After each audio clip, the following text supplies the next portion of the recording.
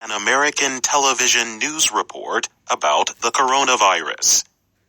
In it, the reporter said, due to coronavirus concerns, Washington Governor Jay Inslee is banning gatherings of more than 250 people at social and religious events in some parts of the state. It got me thinking about how much we use phrases like due to describe a relationship between things.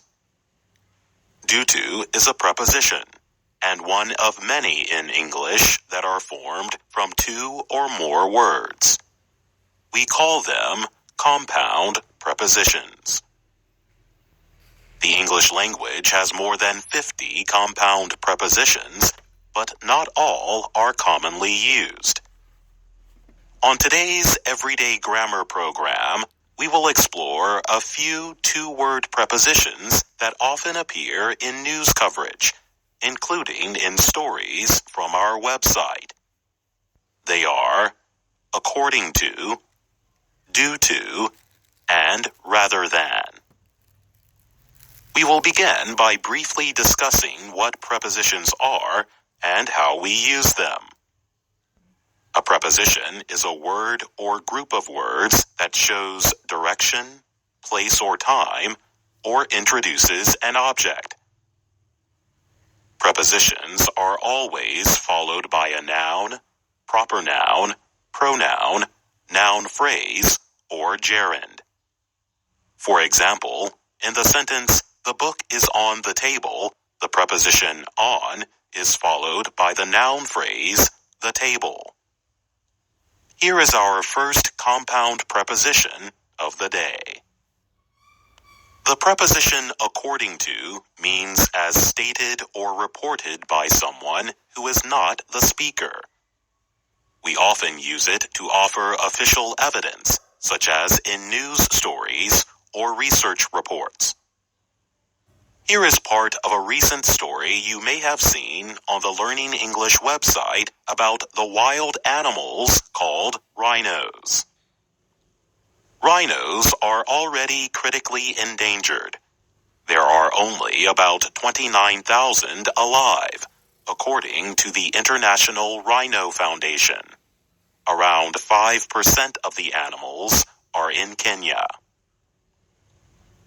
Use of according to here tells us the information comes from the International Rhino Foundation. Here is another example from a story that explores why American newspapers endorse presidential candidates. Before the 2012 elections, for example, 17 large U.S. newspapers chose not to endorse a presidential candidate, according to National Public Radio. Here, the information comes from National Public Radio. Notice that, in both examples, according to appears after the factual information. But it can also appear at the start of sentences.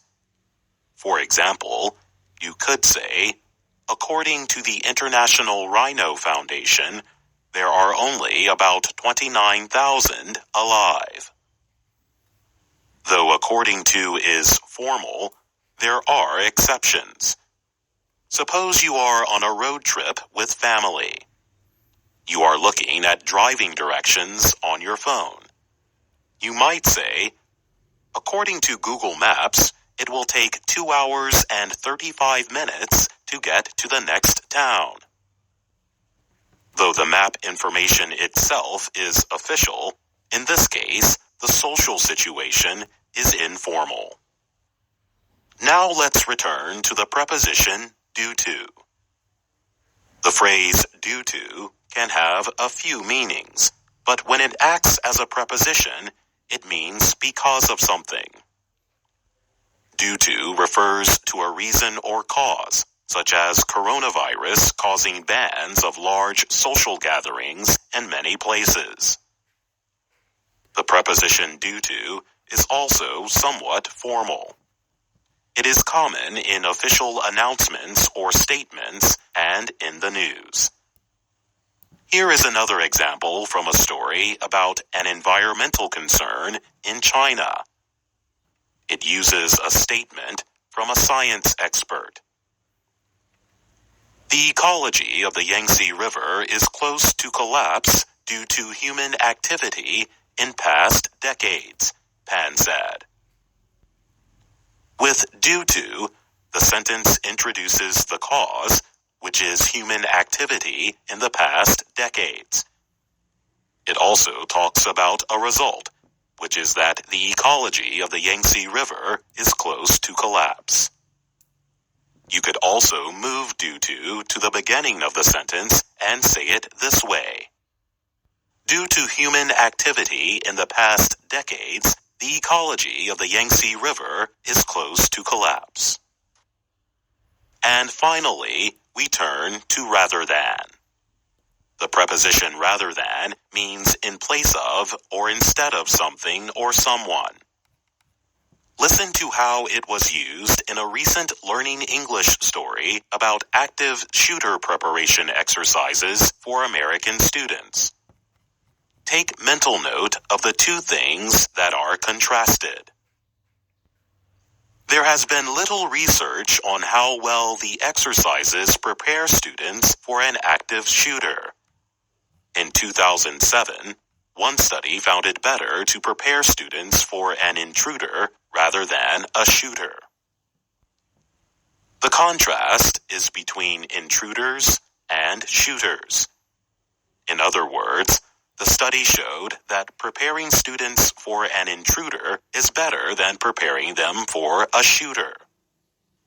Our final example comes from a story about how the city of Nashville, Tennessee is now a popular place for many kinds of sound recordings, including films and video games. The city is known for very good studio musicians. They work mostly on recordings rather than live performances. Here, the contrast is between recordings and live performances. Well, that's all for today's program.